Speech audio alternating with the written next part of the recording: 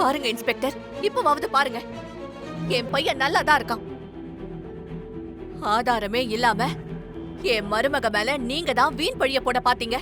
அம்மா, முதல்ல விஷால் வச்சிருக்க வீடியோ பாருங்க.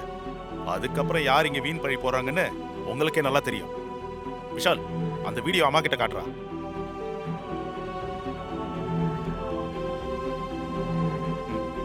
போலீஸ், என்ன காப்பாத்துங்க ப்ளீஸ், ஹெல்ப் மீ.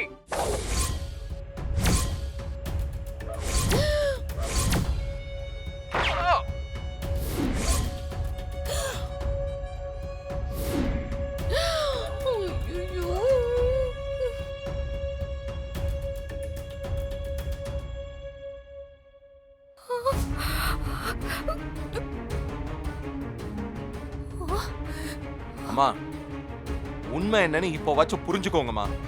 அன்னைக்கு மண்டபத்துல அசோக்க கொலை பண்ண பார்த்தது இவதான். இப்போ குடவுன்ல வச்சு அசோக்க துப்பாக்கியால சுட்டதும் இந்த ஸ்ரீஜா தான். இவ ஒரு கொலைகாரிமா.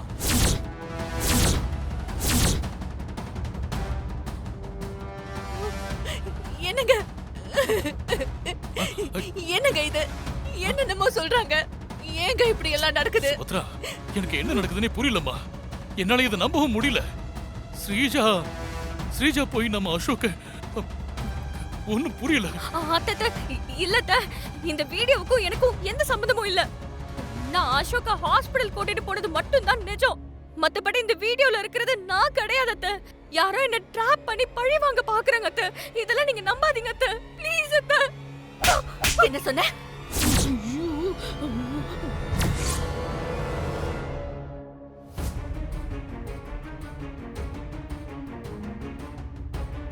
எவ்வளவு பெரிய காரியம் பண்ணிருக்க நீ. உன்னை இந்த வீட்ல நான் எவ்வளவு பெரிய ஒசரத்துல வச்சிருந்தேன். ஆனா இப்படி ஒரு கேவலமான காரியத்தை பண்ண உனக்கு எப்படி மனசு வந்துச்சு? சொல்ல, எப்படி மனசு வந்துச்சு? ஆரம்பத்துல இருந்தே நீ என் புள்ளைய ஏமாத்தி தானே கல்யாணம் பண்ண.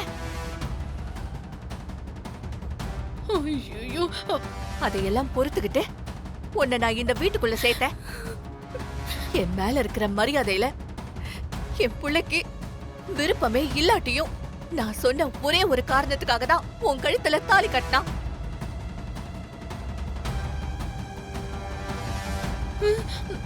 ஆனா நீ ஒட்டு மொத்தமா என் பிள்ளைங்களோட வாழ்க்கையை அழிக்க துணிச்சிட்டல.